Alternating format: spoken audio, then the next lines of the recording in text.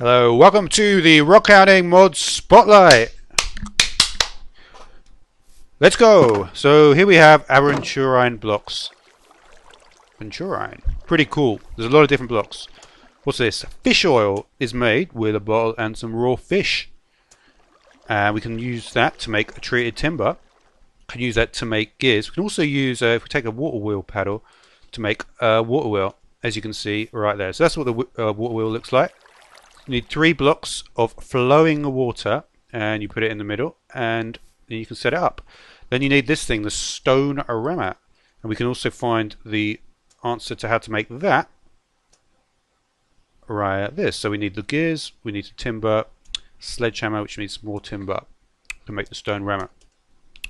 Then what do? Well, you put this rock platform behind it. So everything I'll show you now is similar to those recipes. So we looked at aventurine. This is a piece of blue aventurine here. Now when we put this set up like this, I'm going to put it down. And if you'll notice, we've got a progress bar. What's going to happen to the aventurine? It becomes a blue aventurine plain block. Now we have the carving bench. So to activate the carving bench, we need to have a carving bench rack on top.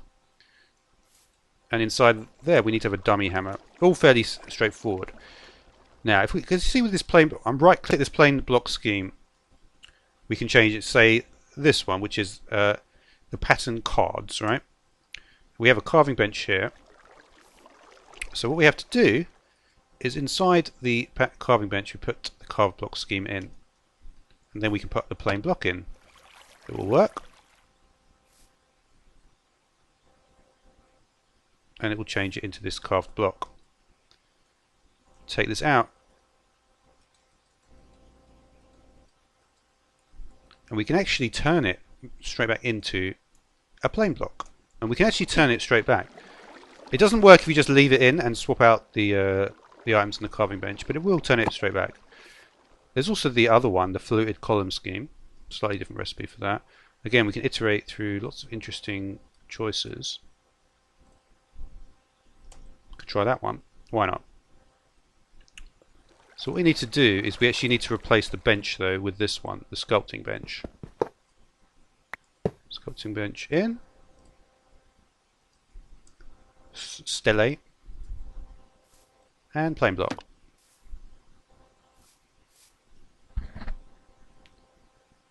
Wow. It's got a little portal effect in it. That's a nice block actually. I do like that block. It's a cool block. What is this? Smouldering coal deposits. Sets you on fire if you go close to it. You find this underground. Let's see if I can get it. It's quite difficult to get this block actually. But I did. Okay, so here we have the cutting station. Fairly simple recipe for that. And you can see we can put some plain blocks in there and we can access all the different types of block. So here we have tetrapylon.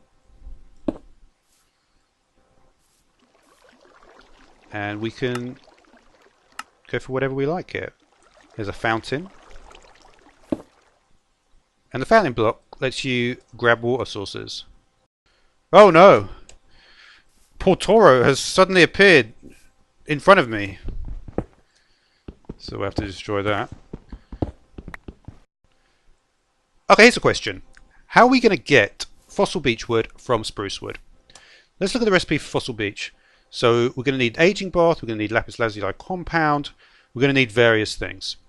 Okay, so a good way to look at this is first of all to consider how to get acidic water. It requires cold rotten flesh and a water bucket. If we mix that with an organic compound, we'll get the aging bath that we're going to need. So to get organic compounds, we're going to need to have compost in a lab blender. Okay, so compost bin is made like this with any chest. And any organic matter will get us the organic compost that's required. So the lab blender then. Well, we're going to need to make a lab blender controller, which is this is only just one block, and then the power station. So let's have a look at that. So lab blender controller. It's got quite a complex looking recipe actually. The logic chip is made like this with some iron foils, iron casings. You can see there's actually this. I'm in the profiling bench, and you can see you can make various things. So you can make. This is the profiling bench, right? It's pretty simple to make, and all you actually do is you just put in various items. You put in ingots, and you see if I just left click, go gear, ingot, gauze, coin, generic. So this is the way that we get all the ways to make these things, right? So machine scaffold is just going to be iron. So everything will lead to the profiling bench in terms of its creation recipe. Then we have the power station. So power stations can be powered in different ways. For the lab blender, we need to power it using exclusively redstone. So redstone is the fuel source, is what creates the power. You can't power it with anything else. And the power station actually has different functionality depending on the multi-block that it's connected to. So what would we do here? Well, we just simply put some organic compost in there, like that. And then I've extracted from the bottom of the lab blender, and we're going to get the organic compound. So then we can make the aging bath from that. So then we also need to have the lapis lazuli compound, which is a similar thing in the lab blender. Nether quartz and any dye will do. We need the wood incubator. This is to change the wood from spruce into fossil beech. So we have that. If we look at here, we need to set the recipe to the one we want. So let's see if we can find it. There it is, fossil beech. Now you'll notice that if I try and put items in here, so we have some spruce wood here, none of it wants to work.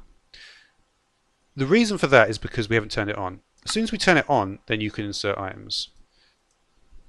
As you can see. And once the aging bath goes in, you can see it's fairly simple to turn the spruce into fossil beech. So you can see we currently have 1800 millibuckets of the aging bath here. It's going to use up this one lapis lazuli compound, and it's going to use up 200 millibuckets of the aging bath. Okay, here we have the truffle auction table. And what I'm trying to do at the moment is sell a summer truffle to all these villagers, and I've got, most likely I'll get a load of gold nuggets, depending on the rarity of the truffle here, or I'll get a prismarine shard, which is my wish list item. The way you get truffles is you have pigs in forest biomes, they can actually turn grass blocks into dirt, or in mushroom biomes they can turn mycelium into dirt and leave a truffle. So the auction goes on for about 1 minute, and you can see I've got some gold nuggets there. But I also would have I do have a chance to get the prismarine shards instead of the gold nuggets. Another cool block is Amazonite. It has a nice blue-green colour. You can do all the things with it. If you are using the compost bin, you may want to try putting in moist peat chunks, because they're actually the best source to get organic compost. So how do we get moist peat chunks? Well, if we go through here, we can see we get peat coal ore. So peat coal ore is found in wet biomes only, and if we break it, we get the moist peat chunks. And then if we make this thing the drying pellet, we can put those in as well, and that will yield dried peat. With dried peat we can turn it into 1 torch, also 2 coal pellets. So it's the worst source for torches and the worst source for coal pellets. But another thing to notice is that if we cook up oak wood in a furnace, or any vanilla wood in fact, we get charcoal lumps. And charcoal lumps make 2 torches, and also they're the only way to make charcoal, regular vanilla charcoal, and they get 3 pellets. Now here we have the worst types of iron in terms of their yield. So we have the banded iron formation. These are in mountainous biomes only. And then we also have taconite, which can be in any biome. Now, in general, they're found very high up. So taconite can be even as high as level 100 or 200. Here we have the bloomery.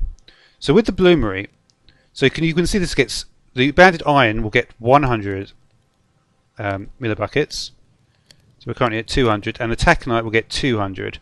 Then if we take the forge hammer, which is a simple hammer like that, the relatively low yield of these into iron ingots, and when it gets enough to make an iron ingot, then it will do so. And you can see just got enough there at 500, and the forge hammer will do its work, and we'll get an iron ingot from there. Now next up we have the basic coal refiner. So you can see all these are from ore tiers. Now the basic coal refiner, this fire block is actually heating up the basic coal refiner. If you do it exactly in this way, normally you'd have to put it directly underneath, but by having the hopper underneath, the fire block knows to ignore the hopper above it like this. And what does this do? Well, we have here the worst types of coal. So we have lignite coal and we have regular coal. So we look at the usages for lignite coal. We can see that makes 3 torches and 5 pellets.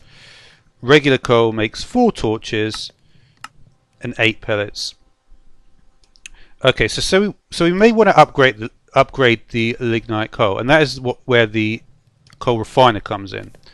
So what we can do is we can put the lignite coal in here, and it will actually refine the lignite coal, and it will turn it into regular coal, and then that will obviously make 4. But the other recipe is going regular coal to bituminous coal, and that's a higher tier of coal, which actually makes 6 torches and has 12 coal pellets. Okay, here we have some peatite. It's a pretty nice looking block here. So it's also quite sturdy. Okay, let's now look at some of the things we need to make. So, sulfuric acid. So for this we're going to need water, and we're also going to need the sulfur-bearing compound. The sulfur-bearing compound is made with coal in the lab blender. So I've pre-done some of that, so we'll get some sulfur-bearing compound. So we need some water in here. Got some water in there at the moment.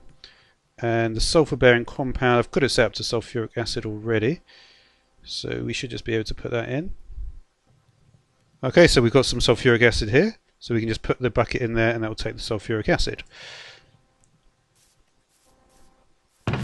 So next one is sodium hydroxide. See how we make that. So we need water, we need the chloride bearing compound.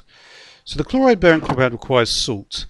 You can see here's the evaporation tank, and you put water in there. You can get it either by when it's raining or at high elevations it also fills up quickly.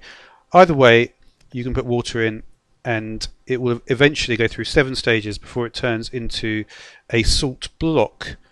And then you put the salt block in here and it will turn into salt granules.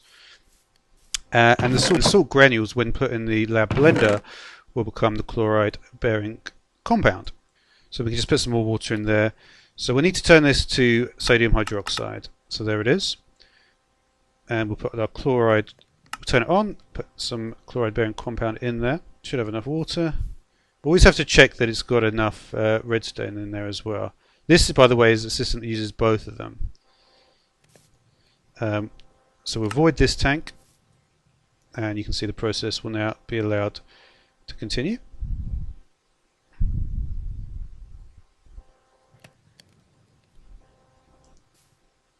And you can see we're getting sodium hydroxide. Okay, so the next we have hydrochloric acid. So we're going to need sulfuric acid, water, and the chloride bearing compound, and it will create hydrochloric acid and some toxic waste as well. So let's set the recipe first. There's hydrochloric acid. We're going to want the chloride bearing compound in there. And so we've got water on this side, sulfuric acid on this side. Okay. So that actually set the recipe when I changed it there. So we can have some water here and we can have some sulfuric acid here. You see it tells you the solvent and the reagent there. And you can see, because we've got the empty tank, we should see hydrochloric acid come in here. And there it is. So now we have hydrofluoric acid. So hydrofluoric acid requires some sulfuric acid, but also requires this fluorite-bearing compound. And that requires fluorite shards to make that. You have to use this, the mineral sizer. This is the machine that is the beginning of ore processing and is crucial to it. But for this process, to get hydrofluoric acid, I don't need to worry too much about that. All I need to worry about is that I've got the comminution level correct. So for instance, for the mineral sizer, we're currently on comminution level 11. We need to go to 4 because that's the level that is required.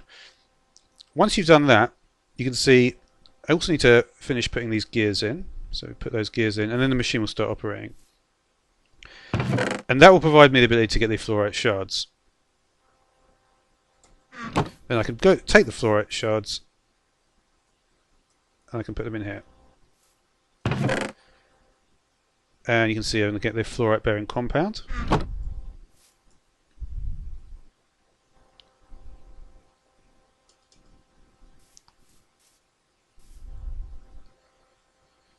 So I could void this tank. Let's see if I could void. So I can void this tank. We've already got some sulfuric acid in there. So we'll take out this one. We'll put in the. We'll turn off the machine, and we'll go for the hydrofluoric acid. We'll turn it on. Put the fluorite bearing compound in there, and it should be able to use the. And it should be able to use the same thing from the tank. So you can see. So there's the last thing. Void this tank, and you can see the fluorite bearing compound is allowed to go, and that should be enough. So it uses 500. Most of them use 500. We get hydrofluoric acid and some toxic waste.